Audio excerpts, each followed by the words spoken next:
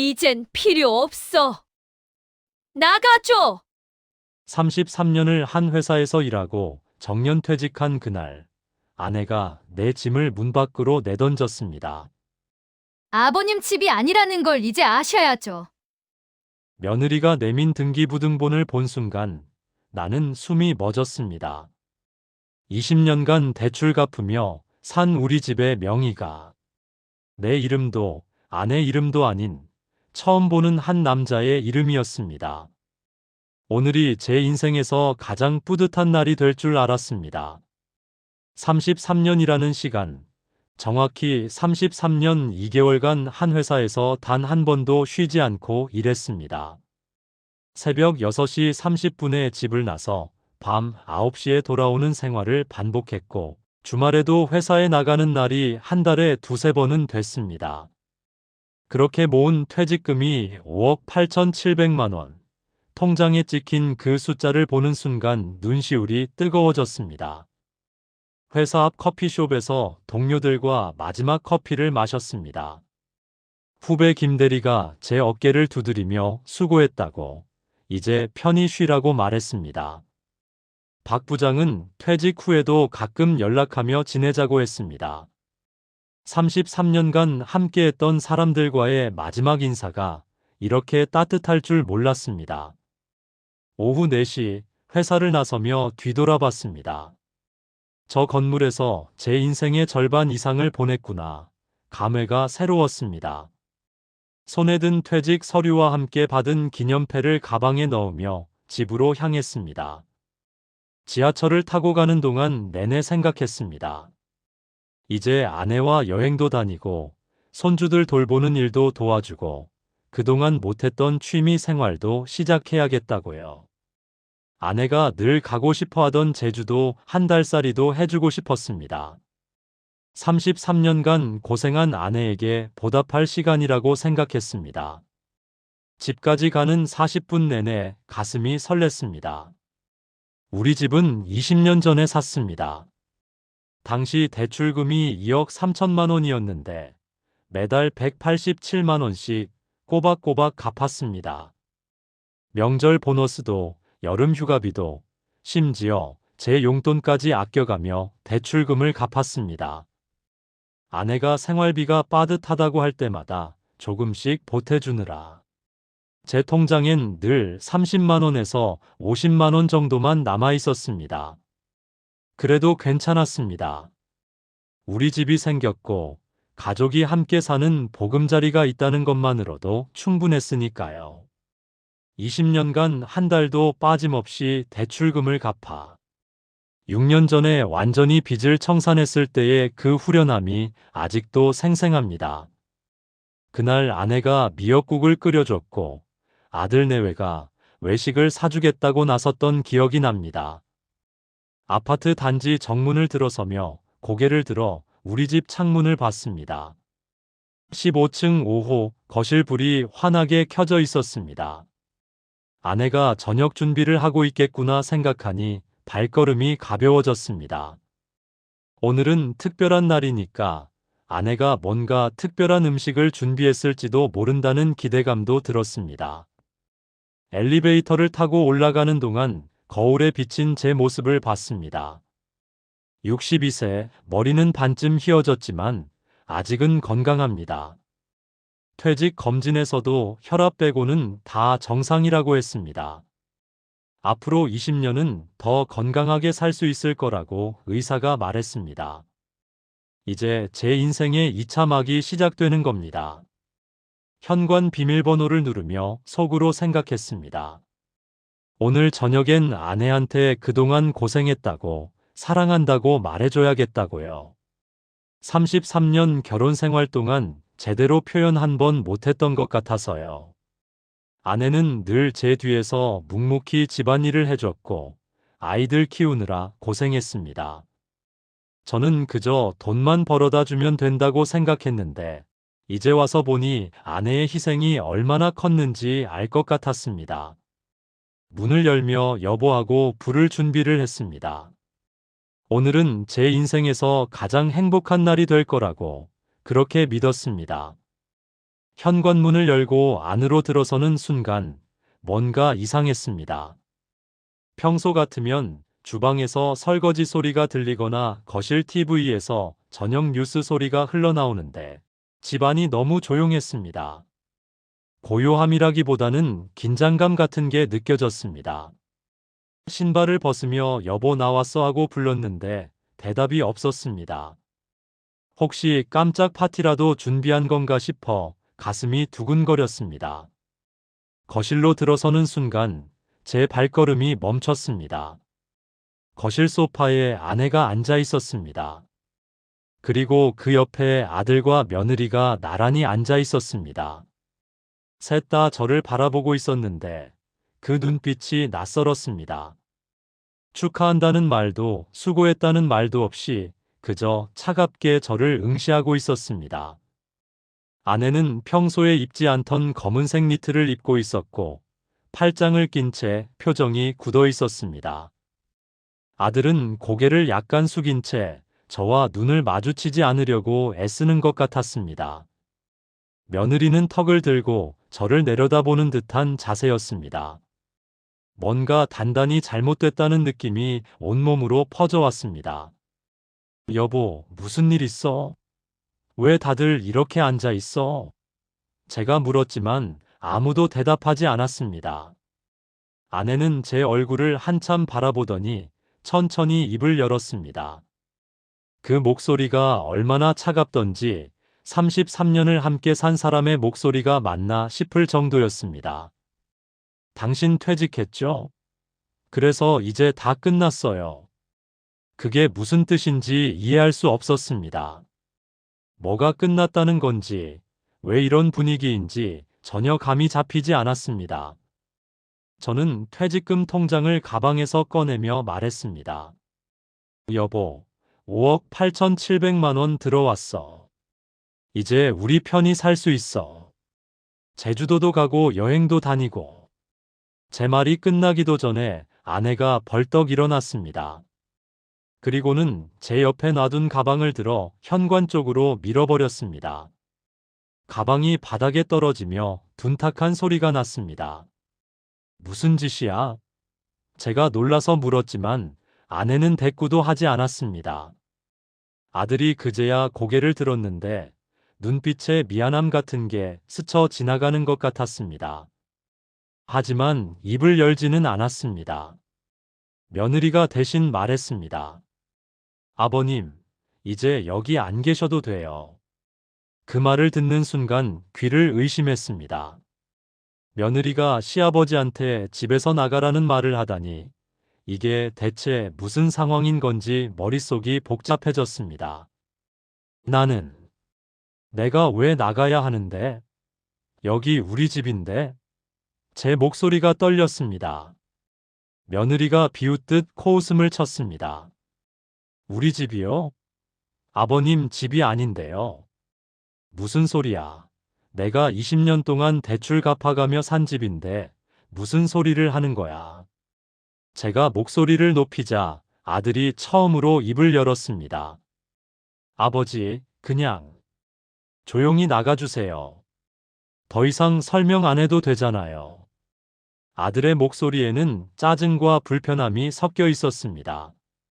제가 키운 아들이 35년을 함께 산 아들이 저한테 나가라고 말하고 있었습니다.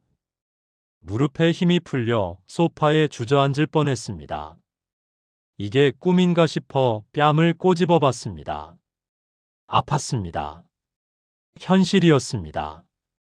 여보, 대체 무슨 일이야? 내가 뭘 잘못했어? 우리 이야기 좀 하자. 제가 애원하듯 말했지만 아내는 고개를 돌렸습니다. 그 옆모습이 너무도 낯설었습니다. 33년을 함께 산 사람이 맞나 싶을 정도로 차갑고 단단해 보였습니다. 며느리가 자리에서 일어나며 안방 쪽으로 걸어갔습니다. 잠깐 기다리세요. 보여드릴 게 있어요. 그렇게 말하고는 방으로 들어갔습니다. 거실에 남겨진 저와 아내, 그리고 아들 사이에 무거운 침묵이 흘렀습니다. 시계 초침 소리가 유난히 크게 들렸습니다. 째깍째깍째깍. 그 소리를 들으며 저는 천장을 올려다봤습니다. 거실 장롱 위에 액자가 하나 놓여 있는 게 보였습니다. 저게 언제 생겼지? 평소에는 없던 건데. 액자 속 사진은 잘 보이지 않았지만 남자 한 명이 찍힌 것 같았습니다. 누구지? 궁금했지만 지금 그걸 물어볼 상황이 아니었습니다. 며느리가 방에서 나왔습니다. 손에 갈색 서류 봉투를 들고 있었습니다. 며느리가 그 봉투를 제 앞 탁자에 던졌습니다. 봉투가 탁자에 떨어지며 서류 몇 장이 삐져나왔습니다. 한번 보세요. 며느리의 목소리가 차갑게 울렸습니다. 저는 떨리는 손으로 봉투를 집어들었습니다. 뭔가 매우 중요한 서류라는 걸 본능적으로 느꼈습니다. 봉투를 열기도 전에 아내가 말했습니다. 당신이 몰랐던 게 많아요. 이제 알게 될 거예요. 그 말투가 마치 남처럼 느껴졌습니다. 33년을 함께 산 부부가 아니라 완전히 남이 된 것처럼. 봉투 안에서 서류를 꺼냈습니다. 첫 장을 펼치는 순간 제목이 눈에 들어왔습니다. 등기부등본. 우리 집 주소가 적혀 있었습니다. 서울시 강동구 명일동 320번지 레미안 아파트 15층 5호. 전용 면적 84제곱미터. 틀림없는 우리 집 주소였습니다. 손가락으로 서류를 짚어가며 한 줄 한 줄 읽어 내려갔습니다. 표제부, 소재지번, 건물 명칭 및 번호 모두 정확했습니다. 그런데 소유자 항목으로 시선이 내려가는 순간 제 심장이 멎는 것 같았습니다. 소유자 성명 김태준. 주민등록번호 603423 5자리. 제 이름이 아니었습니다. 아내 이름도 아니었습니다. 완전히 낯선 사람의 이름이었습니다. 잠깐, 이게 뭐지? 혹시 다른 집 등기부를 잘못 가져온 건가? 주소를 다시 확인했습니다. 명일동 320번지 15층 5호. 맞았습니다. 우리 집이 맞았습니다. 소유권 이전 일자를 봤습니다. 2019년 7월 15일. 5년 전이었습니다. 5년 전에 이 집이 김태준이라는 사람 명의로 넘어갔다는 겁니까? 그게 말이 됩니까? 이게 무슨... 제 목소리가 떨렸습니다. 며느리가 팔짱을 끼고 저를 내려다보며 말했습니다. 보셨죠? 이 집은 아버님 집이 아니에요. 5년 전부터 김태준 선생님 명의였어요. 김태준이 누구야? 도대체 이 사람이 누구냐고. 제가 소리를 지르자 아내가 한숨을 쉬었습니다. 알 필요 없어요. 그냥 당신이 모르는 사람이에요. 아내의 태연한 목소리가 더 충격적이었습니다. 내가 20년 동안 대출 갚으며 산 집인데 매달 187만 원씩 14년 동안 갚았다고. 이게 내 집 아니면 뭔데? 제 절규에 아들이 고개를 들었습니다. 눈빛에 뭔가 복잡한 감정이 어려 있었지만 입 밖으로 내뱉은 말은 차갑기만 했습니다. 아버지가 모르셨던 게 많아요. 그냥 조용히 나가주세요. 왜 더 알려고 하세요? 아들의 말투가 마치 귀찮은 일을 빨리 끝내고 싶어 하는 것처럼 들렸습니다. 제가 키운 아들이 제 등골이 휘도록 학비 대주고 결혼자금 4천만 원 보태준 아들이 지금 저한테 나가라고 말하고 있었습니다. 가슴이 찢어지는 것 같았습니다. 등기부등본을 다시 들여다봤습니다. 혹시 제가 잘못 본 건 아닐까, 다른 내용이 있는 건 아닐까 싶어서였습니다. 소유권 이전 원인을 봤습니다. 증여라고 적혀 있었습니다. 누가 누구한테 증여를 한 겁니까? 제 이름은 어디에도 없었습니다. 이전 소유자 항목을 봤습니다. 박순희. 아내 이름이었습니다. 순간 머릿속이 하얗게 변했습니다. 아내가 이 집을 김태준이라는 사람한테 증여했다는 뜻이었습니다. 여보, 이게 대체 무슨 짓이야? 왜 우리 집을 다른 사람한테 넘긴 거야? 아내는 대답하지 않았습니다. 그저 창밖을 바라보며 무표정한 얼굴로 앉아 있을 뿐이었습니다.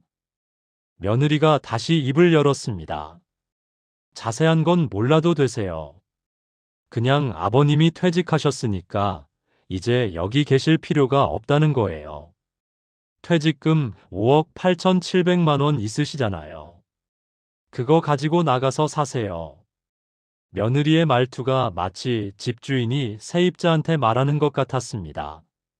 제가 20년간 대출 갚으며 산 집에서 며느리가 저한테 나가라고 통보하는 이 상황이 너무도 비현실적이었습니다. 김태준이라는 이름을 곱씹어 봤습니다. 어디서 들어본 것 같은데. 잠깐, 혹시 그 사람? 25년 전쯤 아내가 말했던 그 사람? 여보, 회사 동창이라 가끔 연락하는 사이예요. 아내가 그렇게 말하며 스마트폰 화면을 보여줬던 기억이 났습니다. 김태준이라는 이름이 카카오톡 대화창에 떠 있었습니다. 당시엔 의심하지 않았습니다. 회사 동창이면 연락할 수도 있지, 별거 아니겠지 생각했습니다. 그런데 그 사람이 왜 우리 집 명의를 가지고 있는 겁니까? 주민등록번호를 다시 봤습니다. 603423. 64년생이면 올해 61살. 저보다 1살 어립니다. 그 사람이 대체 누구길래 제 집을 가지고 있습니까? 아내한테 물었습니다. 김태준이 누구야? 당신 동창이라던 그 사람 맞아? 왜 그 사람이 우리 집을 가지고 있는 거야? 아내가 드디어 저를 쳐다봤습니다. 눈빛이 싸늘했습니다. 알아서 뭐 하게요? 그냥 나가요. 더 이상 당신이랑 살고 싶지 않아요. 귀가 멍해졌습니다. 더 이상 당신이랑 살고 싶지 않다는 말이 계속 머릿속에서 울렸습니다. 33년을 함께 산 사람이 하는 말이 이게 맞습니까? 왜? 내가 뭘 잘못했는데? 33년 동안 한 번도 바람 피운 적 없고 술 먹고 늦게 들어온 적도 손에 꼽을 정도고 월급 꼬박꼬박 갖다 바치고 살았는데 뭘 잘못했다는 거야? 제 목소리가 점점 커졌습니다. 며느리가 인상을 찌푸리며 말했습니다. 아버님, 목소리 좀 낮추세요. 이웃집에 다 들려요. 지금 이웃이 문제가 아니잖아. 제 집에서 쫓겨나는데 목소리를 낮추라고요? 아들이 일어서며 말했습니다. 아버지, 제발 조용히 좀 하세요. 이미 다 끝난 일이에요. 등기부에 아버지 이름 없잖아요. 법적으로도 아버지 집 아니에요. 그러니까 그냥 나가주세요. 아들의 목소리에는 짜증이 가득했습니다. 법적으로 내 집이 아니라고. 20년간 내가 번 돈으로 대출. 갚은 집이 내 집이 아니라고. 손이 부들부들 떨렸습니다. 등기부등본을 움켜쥔 손에 힘이 들어가 종이가 구겨졌습니다. 눈앞이 캄캄해졌습니다. 이게 꿈이라면 빨리 깨어나고 싶었습니다. 제가 주저앉아 등기부등본을 멍하니 바라보고 있는데 며느리가 입을 열었습니다. 궁금하신 것 같으니까 말씀드릴게요. 어머님이 김태준 선생님 만나신 지 25년 됐어요. 처음엔 정말 회사 동창이었대요. 근데 만나다 보니까 정이 들으셨나 봐요. 며느리의 말투가 마치 남의 일 이야기하듯 담담했습니다. 25년. 그 숫자가 머릿속에서 울렸습니다. 25년이면 제가 40대 후반일 때부터였습니다. 아이들 교육비 때문에 허리가 휘던 시절, 매일 야근하고 주말에도 나가서 일하던 그때부터 아내는 다른 남자를 만나고 있었다는 겁니까? 며느리가 계속 말했습니다. 그리고 매달 어머님이 생활비 받으시잖아요. 아버님이 500만 원씩 주셨다면서요? 맞습니다. 저는 월급에서 500만 원을 아내한테 생활비로 줬습니다. 식비, 관리비, 아이들 학원비, 각종 공과금까지 다 포함해서 500만 원이면 빠듯하지만 살만하다고 생각했습니다. 그런데 며느리가 한 말은 제 예상을 완전히 벗어났습니다. 그 중에 절반을 김태준 선생님한테 보내셨대요. 매달 3,800만 원에서 4천만 원 정도씩이요. 뭐라고요? 제 목소리가 갈라졌습니다. 3,800만 원씩이요? 그럼 우리 생활비는 100만 원 좀 넘는 돈으로 살았다는 겁니까? 며느리가 고개를 끄덕였습니다. 그래서 어머님이 맨날 돈 없다고 하셨나 봐요. 아버님한테 용돈 더 달라고 하고 명절 때마다 보너스 달라고 하고 저는 그게 다 우리 생활을 위해서인 줄 알았어요. 근데 알고 보니까 김태준 선생님한테 보내시려고 그랬던 거더라고요. 가슴에 대못이 박히는 것 같았습니다. 명절 보너스까지 아내한테 다 줬습니다. 300만 원, 500만 원씩 줬습니다. 여름 휴가비도 마찬가지였습니다. 그게 다 다른 남자한테 간 겁니까? 며느리가 스마트폰을 꺼내 계산기를 두드렸습니다. 3,800만 원씩 20년이면 9억 1,200만 원이네요. 와, 엄청난 금액이다. 9억 1,200만 원. 그 숫자가 현실감 없이 들렸습니다. 제 월급의 절반이 20년 넘게 다른 남자한테 흘러갔다는 겁니까? 저는 제 용돈으로 30만 원에서 50만 원 정도만 쓰면서 살았습니다. 점심도 회사 구내식당에서 해결하고, 커피도 자판기 커피 마시고, 담배도 끊고 술도 거의 안 마시면서 아껴서 살았습니다. 왜냐하면 가족을 위해서 아내와 아이들이 편하게 살게 하려고 그랬던 겁니다. 그런데 아내는 그 돈을 다른 남자한테 보내고 있었습니다. 손이 부들부들 떨렸습니다. 치밀어 오르는 분노를 참을 수가 없었습니다. 아내를 돌아봤습니다. 여보, 이게 사실이야? 정말 내 돈을 다른 남자한테 보낸 거야? 20년 넘게. 아내는 여전히 무표정한 얼굴로 저를 바라봤습니다. 그리고는 차갑게 말했습니다. 사실이에요. 그게 뭐 어때서요? 당신 월급 받아서 내가 어떻게 쓰든 내 마음 아니에요? 그 말을 듣는 순간 정말로 눈앞이 캄캄해졌습니다. 당신 마음? 그게 당신 마음대로 할 수 있는 돈이었어. 가족 생활비로 준 돈을 다른 남자한테 보내는 게 당신 마음이라고. 목소리가 떨렸지만 최대한 참았습니다. 아내가 한숨을 쉬며 말했습니다. 어차피 당신 퇴직하면 쓸모없잖아요. 이제 돈도 못 벌고 집에만 있을 건데 왜 같이 살아요? 태준 씨는 아직 현역이고 나 챙겨줄 수 있어요. 쓸모없다. 그 단어가 심장에 비수처럼 꽂혔습니다. 33년을 함께 산 아내가 저를 쓸모로 판단하고 있었습니다. 돈을 벌 때는 필요하고 퇴직하니까 필요 없다는 겁니까? 저는 아내한테 단순히 지갑이었던 겁니까? 며느리가 다시 입을 열었습니다. 그리고 이 진명에 이전한 것도 사실 어머님이 다 계획하신 거예요. 5년 전에 아버님 병원 가셨을 때 기억나세요? 그때 서명하신 거 있잖아요. 5년 전. 그때 저는 고혈압으로 입원했었습니다. 일주일 정도 병원에 있으면서 각종 검사를 받았습니다. 퇴원하던 날 병원 원무과에서 고지서에 서명하라고 했습니다. 그때 아내가 같이 있었습니다. 며느리가 말을 이었습니다. 그때 어머님이 서류 하나 더 끼워 넣으셨대요. 명의 이전 위임장이요. 근데 아버님한테는 보험갱신서라고 하셨다면서요? 여기도 사인 좀 해요. 보험갱신서예요. 아내의 목소리가 귓가에 들리는 것 같았습니다. 저는 의심 없이 사인했습니다. 고지서 여러 장에 사인하는 김에 하나 더한 것뿐이었습니다. 그게 명의 이전 위임장이었다니. 제 손으로 직접 우리 집을 다른 남자한테 넘긴 겁니까? 아내가 말했습니다. 당신이 너무 순진해서 좋았어요. 의심도 안 하고 그냥 사인하더라고요. 덕분에 쉽게 명예 이전했죠. 아내가 비웃는 것처럼 들렸습니다.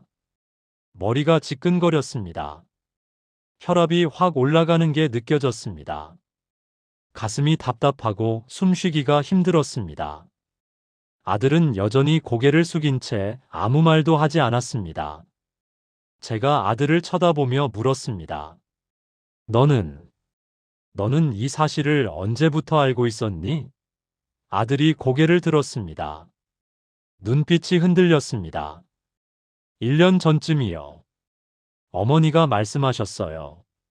아버지 퇴직하면 집에서 내보낼 거라고. 1년 전. 1년 전부터 알고 있으면서 저한테 아무 말도 안 한 겁니까? 아들이 변명했습니다. 어머니 말씀이. 아버지는 어차피 퇴직금 받으실 거니까 그걸로 사시라고. 저는 어머니 편을 들 수밖에 없었어요. 어머니 편. 가족이 편을 나눈다는 게 이해가 되지 않았습니다. 저는 이 가족을 위해 33년을 일했습니다. 새벽 6시 30분에 나가서 밤 9시에 들어오는 생활을 수천 번 반복했습니다. 주말도 반납하고 명절도 반납하고 일했습니다. 왜냐하면 가족이 잘 살게 하려고, 아이들이 좋은 학교 가게 하려고, 아내가 편하게 살게 하려고 그랬던 겁니다. 그런데 그 가족이 저를 배신했습니다. 1년 전부터 계획적으로 저를 내쫓을 준비를 하고 있었습니다. 며느리가 말했습니다. 아버님, 퇴직금 5억 8,700만 원 있으시잖아요.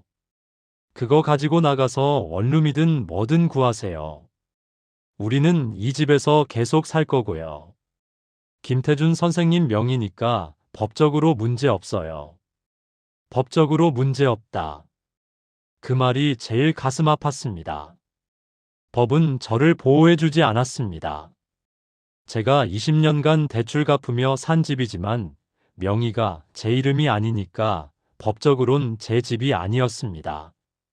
제 손으로 서명한 위임장 때문에 모든 게 합법적으로 넘어간 겁니다.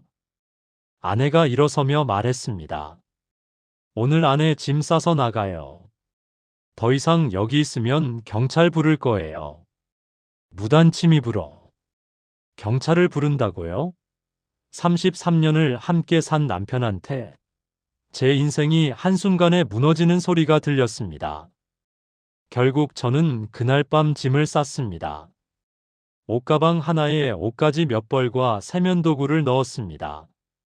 33년간 모은 물건들, 책상 위에 놓인 가족 사진들, 아이들 어렸을 때 상장들, 그 모든 것을 두고 나왔습니다. 아내는 제가 짐 싸는 동안 안방에 들어가 문을 닫아버렸습니다. 아들과 며느리는 거실 소파에 앉아 텔레비전을 보고 있었습니다. 제가 현관문을 열고 나가는데도 인사 한마디 없었습니다. 문을 닫는 순간 33년이 한순간에 끝나는 소리가 들렸습니다. 딸각. 그 소리가 유난히 크게 들렸습니다. 어디로 가야 할까요? 밤 11시가 넘은 시각이었습니다. 지하철은 끊겼고 택시를 타기엔 어디로 가야 할지 정하지 못했습니다.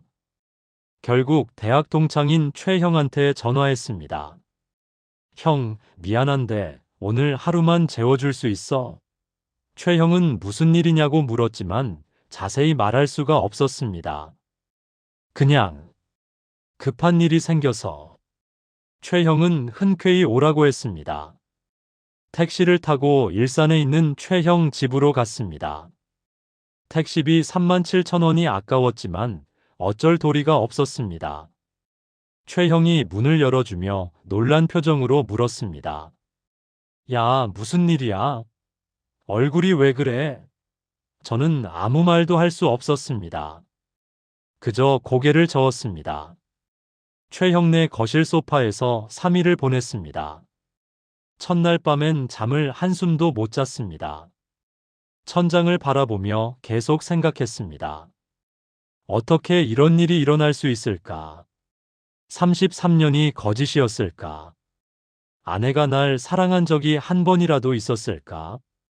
눈물이 나올 것 같았지만 나오지 않았습니다. 그냥 가슴이 텅 빈 것 같았습니다.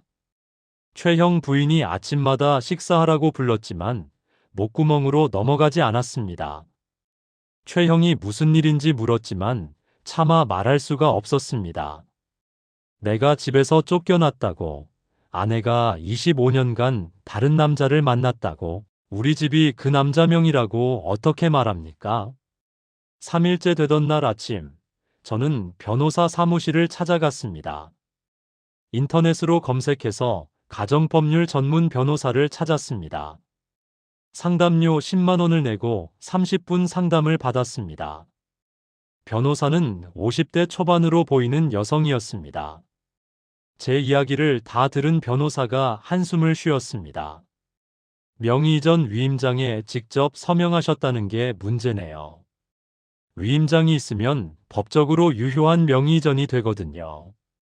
사기라고 주장하려면 그 당시에 판단 능력이 없었다는 걸 증명해야 하는데 언제 서명하셨죠? 5년 전 병원에서 고혈압으로 입원했을 때요. 제가 대답했습니다. 변호사가 고개를 끄덕였습니다. 그때 의료기록 떼보세요. 만약 중증 질환으로 의식이 없었다거나 판단 능력이 현저히 떨어진 상태였다면 가능성이 있어요. 하지만 단순 고혈압 입원이면 어렵습니다. 변호사의 말에 가슴이 철렁 내려앉았습니다. 그럼 제가 20년간 대출 갚은 건 어떻게 되는 겁니까? 그건 증명하기 어려워요.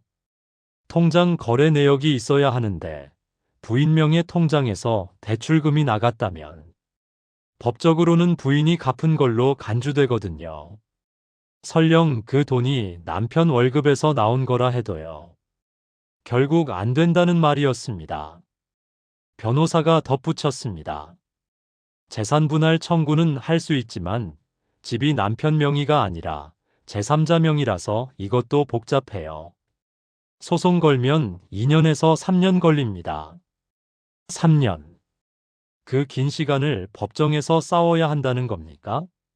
변호사 사무실을 나오며 무릎에 힘이 풀렸습니다.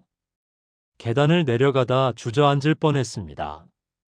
법은 저를 보호해주지 않았습니다. 제가 번 돈으로 산 집이지만 명의가 제 이름이 아니라는 이유로 제가 직접 서명한 위임장 때문에 모든 게 합법적으로 넘어간 겁니다. 아내의 치밀한 계획이었습니다. 5년 전부터 준비한 일이었습니다. 제가 퇴직하는 날을 기다렸다가 내쫓으려고 그렇게 오래 준비한 겁니다. 최형한테 더 이상 폐를 끼칠 수 없어서 부동산을 알아봤습니다. 강동구 인근에서 월세 45만 원짜리 원룸을 구했습니다. 보증금 500만 원에 월세 45만 원. 15제곱미터 남짓한 작은 방이었습니다. 화장실과 부엌이 붙어 있고 창문은 작았습니다. 84제곱미터 아파트에서 살다가 15제곱미터 원룸으로 온 겁니다. 짐을 풀며 생각했습니다. 이게 내 인생의 끝인가? 33년을 일해서 결국 월세 원룸에서 혼자 사는 게 내 결말인가? 창문을 통해 보이는 건 옆 건물 벽뿐이었습니다. 햇빛도 잘 들지 않았습니다. 침대에 누워 천장을 바라봤습니다. 퇴직금 5억 8,700만 원이 통장에 있었지만 기쁘지 않았습니다. 이 돈으로 뭘 하며 살아야 할까요? 원룸 보증금 500만 원 내고 이사 비용 100만 원 쓰고 변호사 상담료 10만 원 내고 벌써 610만 원이 나갔습니다. 앞으로 매달 월세 45만 원에 생활비 최소 100만 원은 들 겁니다. 1년이면 1,740만 원. 10년이면 1억 7,400만 원. 계산을 하다 보니 머리가 아팠습니다. 62세에 새로 시작하는 인생. 앞으로 20년을 더 산다 해도 이 돈으로 버틸 수 있을까요? 핸드폰을 켰습니다. 아들한테서 문자 한 통 없었습니다. 아내한테서도 연락 없었습니다. 제가 어디서 어떻게 사는지 궁금하지도 않은 모양입니다. 저는 그저 돈을 벌어다 주는 기계였던 겁니다. 쓸모가 다하니 버려진 겁니다. 33년이 이렇게 끝나는구나. 창밖을 보며 중얼거렸습니다. 석양이 옆 건물 벽을 붉게 물들이고 있었습니다. 아름답지 않았습니다. 그저 하루가 끝나가는 것뿐이었습니다. 원룸에서 석 달이 흘렀습니다. 매일 똑같은 일상이었습니다. 아침에 일어나 창밖을 보면 여전히 옆 건물 벽뿐이었습니다. 간단히 식사를 하고 근처 도서관에 가서 시간을 보냈습니다. 집에 있으면 자꾸만 지난 일들이 떠올라서 견딜 수가 없었습니다. 도서관에서 책을 읽다가도 집중이 안 됐습니다. 33년이 허망하게 무너진 기억이 자꾸 떠올랐습니다. 저녁에는 편의점에서 도시락을 사다가 먹었습니다. 요리할 기력도 의욕도 없었습니다. 그렇게 하루하루를 버텼습니다. 아들한테서 연락이 한 번도 오지 않았습니다. 제가 어디서 어떻게 사는지, 밥은 먹고 사는지, 아프지는 않은지 궁금해하지 않았습니다. 가끔 아들 전화번호를 눌러볼까 하다가도 손가락이 멈췄습니다. 전화해서 뭐라고 말할까요? 아빠 보고 싶다고. 그래서 뭐가 달라질까요? 결국 한 번도 전화하지 못했습니다. 최형이 가끔 연락해서 밥 먹자고 했지만 대부분 거절했습니다. 사람을 만나고 싶지 않았습니다. 누가 어떻게 사냐고 물으면 뭐라고 대답해야 할지 몰랐습니다. 통장 잔액을 확인했습니다. 5억 7,990만 원. 3개월간 610만 원을 썼습니다. 생각보다 많이 나갔습니다. 보증금과 이사 비용도 있었지만 생활비도 만만치 않았습니다. 이렇게 살다가는 10년도 못 버틸 것 같았습니다. 그렇다고 일자리를 구하기도 애매했습니다. 62세에 누가 저를 쓰겠습니까? 편의점 알바나 경비 일자리를 알아봐야 하나 생각했지만 선뜻 발걸음이 떨어지지 않았습니다. 33년을 회사에서 일했는데 이제 와서 시간당 9,500원 받는 알바를 한다는 게 자존심이 허락하지 않았습니다. 그러던 어느 날 오후 핸드폰이 울렸습니다. 아들이었습니다. 석 달 만에 처음 오는 연락이었습니다. 전화를 받을까 말까 망설이다가 받았습니다. 여보세요. 제 목소리가 쉬어 있었습니다. 아버지. 아들의 목소리가 떨리고 있었습니다. 좀 만날 수 있어요? 급한 일이 있어서요. 급한 일? 석 달 동안 연락 한 번 없다가 갑자기 급한 일이 생겼다고요? 무슨 일인데? 제가 물었습니다. 전화로는 얘기하기 어려워요.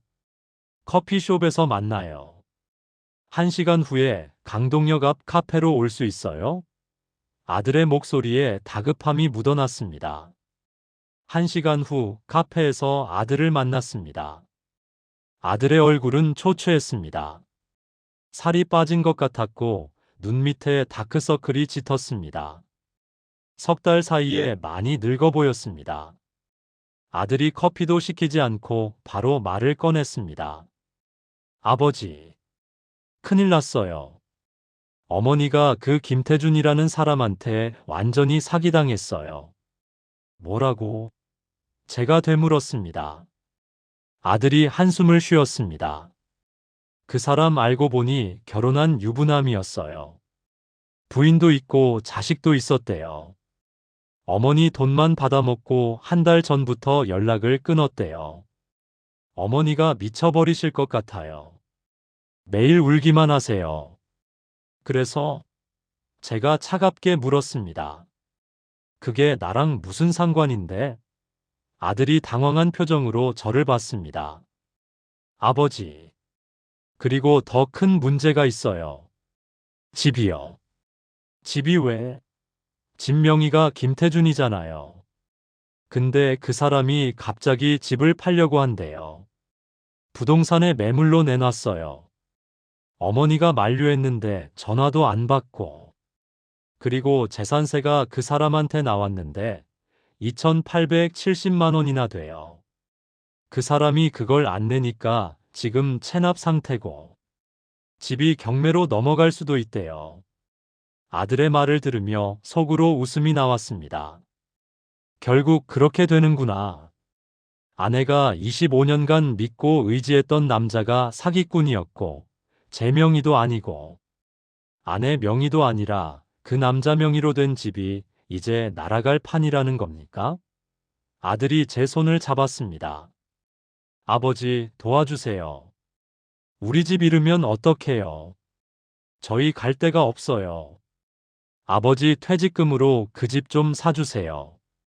시세가 6억 3천만 원인데 아버지 퇴직금으로 충분하잖아요.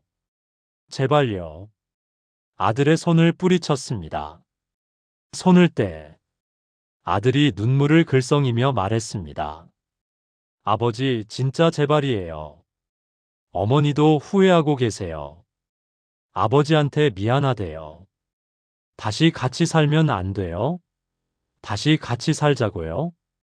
석 달 전에 저를 내쫓으면서 경찰 부르겠다고 협박하던 사람들이 이제 와서 다시 같이 살자고 합니까? 나도 석 달 전에 집 잃었어. 그때 너희가 날 도와줬니? 제가 담담하게 말했습니다. 아버지.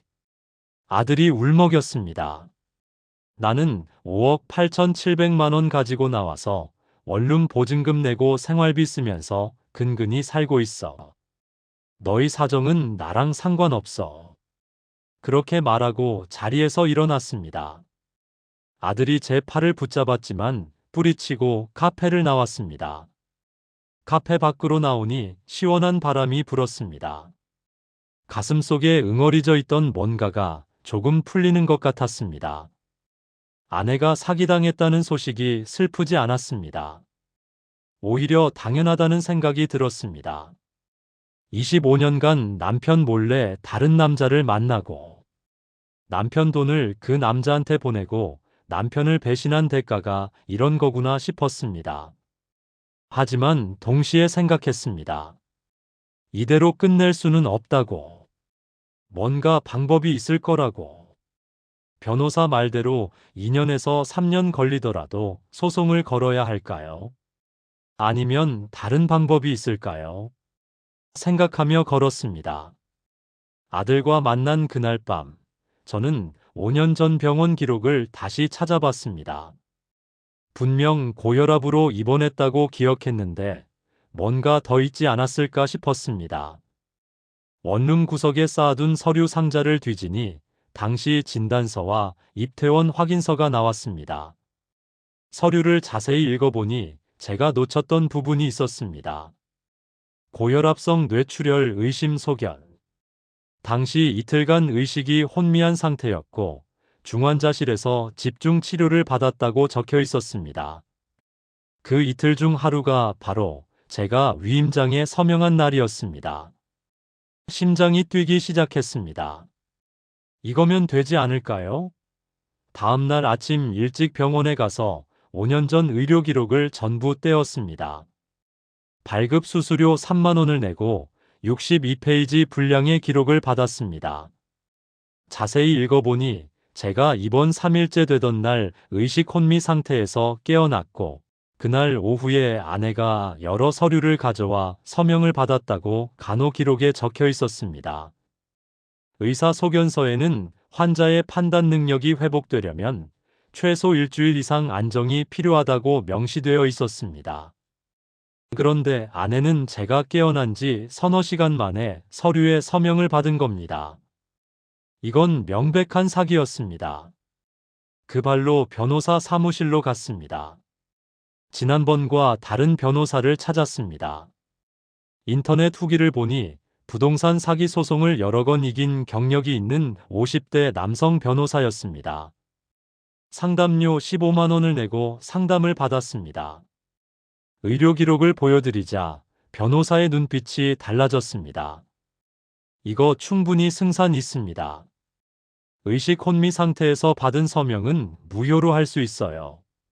게다가 위임장 내용을 제대로 설명하지 않고 다른 서류인 것처럼 속여서 서명받았다는 정황까지 있으니 사기죄로도 고소 가능합니다. 변호사의 말에 가슴이 두근거렸습니다. 더 놀라운 건 그 다음이었습니다. 변호사가 제 재산 관계를 파악하기 위해 등기부를 조회해보자고 했습니다. 혹시 다른 부동산이 있는지, 아내 명의로 된 재산이 더 있는지 확인해보자는 것이었습니다. 등기부를 조회하던 변호사가 갑자기 표정이 밝아졌습니다. 의뢰인분, 강남에 토지 지분 가지고 계시네요. 뭐라고요? 저는 전혀 모르는 이야기였습니다. 변호사가 화면을 돌려 보여줬습니다. 서울시 강남구 대치동 397번지, 토지 전체 면적 650제곱미터 중 3분의 1 지분이 제 명의로 되어 있었습니다. 소유권 이전 일자는 15년 전이었습니다. 15년 전. 그때 어머니가 돌아가셨습니다. 어머니는 평생 검소하게 사셨지만 젊었을 때 강남에 작은 땅을 사두셨다고 들었습니다. 돌아가시면서 삼형제한테 3분의 1씩 나눠주신다고 하셨습니다. 그런데 당시 상속 절차를 동생들이 다 처리해줬고 저는 회사 일이 바빠서 자세히 확인하지 못했습니다. 설마 제 지분이 정말 제 명의로 되어 있을 줄은 몰랐습니다. 동생들이 알아서 처리했다고 해서 그냥 믿었는데 어머니가 공증까지 해두셨던 겁니다. 변호사가 계산기를 두드렸습니다. 이 지역 시세가 평당 1억 2천만 원 정도 되는데요. 650제곱미터면 약 197평이고 3분의 1이면 65평 정도. 계산하면 대략 12억 4천만 원 정도 되겠네요. 12억 4천만 원. 귀를 의심했습니다. 제가 그런 재산을 가지고 있었다는 걸 지금까지 몰랐다는 게 믿기지 않았습니다. 변호사가 덧붙였습니다. 부인도 모르셨겠네요. 상속 당시 부인 동의 없이도 상속 등기가 가능하거든요. 어머님이 아마 큰아들인 의뢰인분을 위해 조용히 챙겨두신 것 같네요. 눈시울이 뜨거워졌습니다. 어머니. 돌아가시기 전에 제 손을 잡고 하셨던 말씀이 떠올랐습니다. 큰아들이 제일 고생이 많다. 조용히 챙겨뒀으니 나중에 알게 될 거다. 당시엔 무슨 말씀인지 이해하지 못했는데 이제야 알겠습니다. 변호사가 말했습니다. 명의 이전 무효 소송과 함께 사기죄로 부인과 김태준을 고소하시죠. 승산 충분합니다. 소송 기간은 1년 정도 걸릴 것 같습니다. 1년. 생각보다 길지 않았습니다. 1년 정도는 기다릴 수 있었습니다. 착수금 500만 원을 내고 소송 의뢰를 했습니다.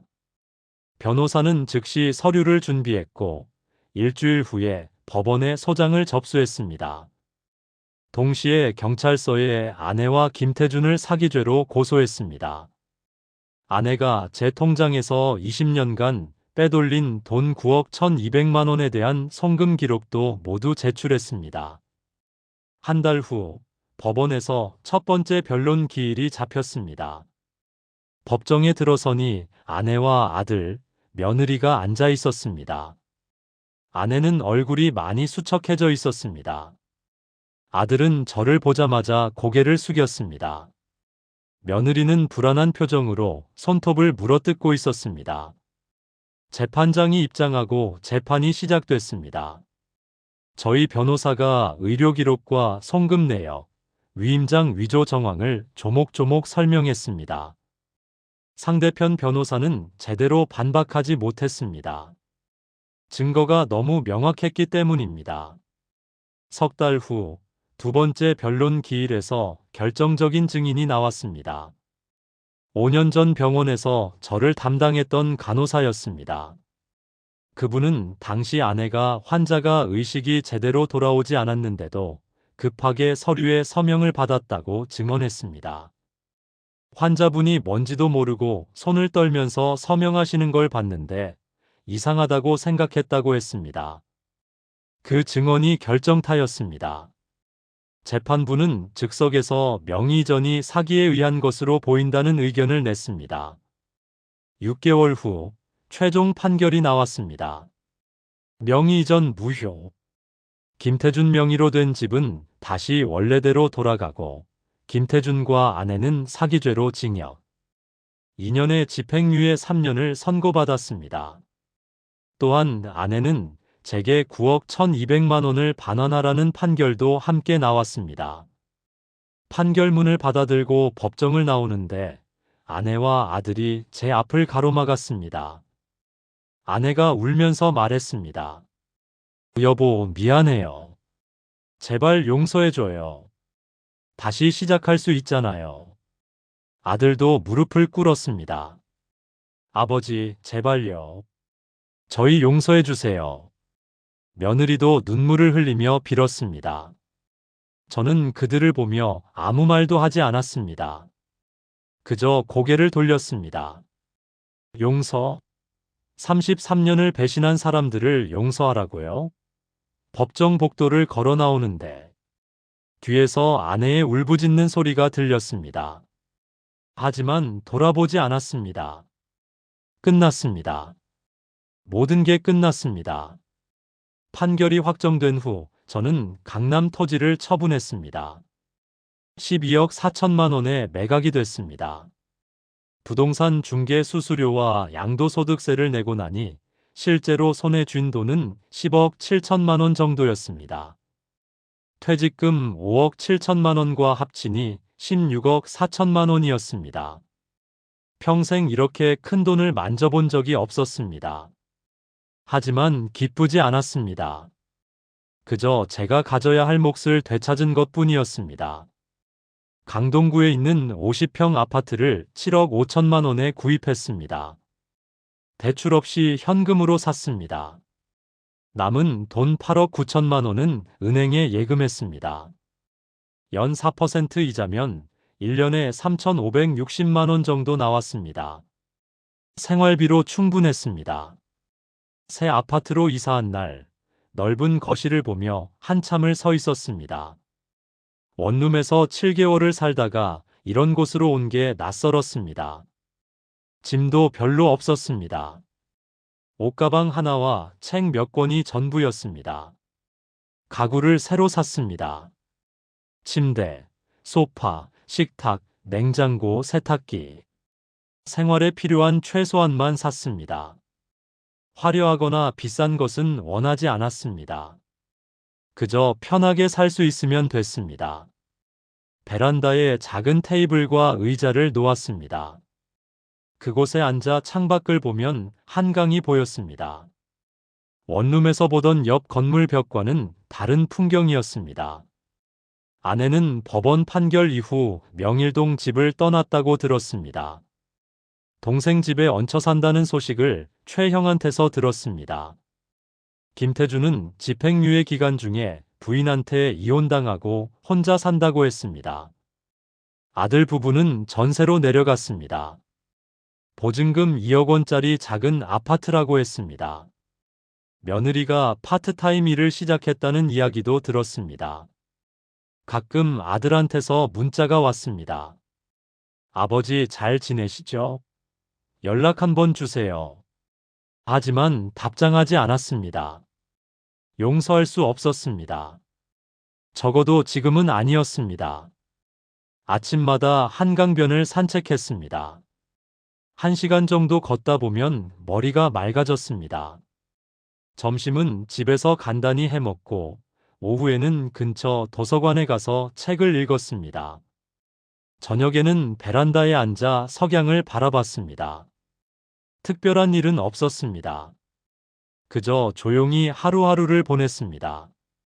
외롭지 않냐고 묻는다면 거짓말로 아니라고 할 수는 없을 것 같습니다. 가끔 외로웠습니다. 33년을 가족과 함께 살다가 혼자 사니 적응이 쉽지 않았습니다. 하지만 배신당하며 사는 것보다는 나았습니다. 혼자 사는 게 외롭지만 적어도 마음은 편했습니다. 최형이 가끔 찾아왔습니다. 밥 먹고 이야기를 나눴습니다. 최형은 제 이야기를 다 듣고 나서 한참을 말이 없었습니다. 그러다 한마디 했습니다. 그래도 잘 이겨냈네. 고생했어. 저는 고개를 끄덕였습니다. 최형이 물었습니다. 후회되는 거 없어? 33년이 아깝지 않아? 생각해봤습니다. 후회되냐고요? 아깝냐고요? 솔직히 말하면 아깝습니다.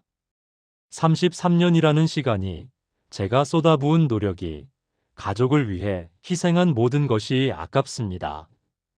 하지만 후회는 하지 않습니다. 그 시간이 있었기에 지금의 제가 있으니까요. 제가 얼마나 강한 사람인지 알게 됐으니까요. 창밖으로 해가 지고 있었습니다. 한강 위로 석양이 붉게 물들었습니다. 아름다웠습니다. 원룸 창문으로 보던 옆 건물 벽의 석양과는 달랐습니다. 이제는 제 집에서 제가 원하는 풍경을 봅니다. 누가 쫓아내지도 않고 누가 배신하지도 않는 곳에서 조용히 살아갑니다. 62세에 새로 시작한 인생이지만 나쁘지 않습니다. 커피를 한 모금 마시며 생각했습니다.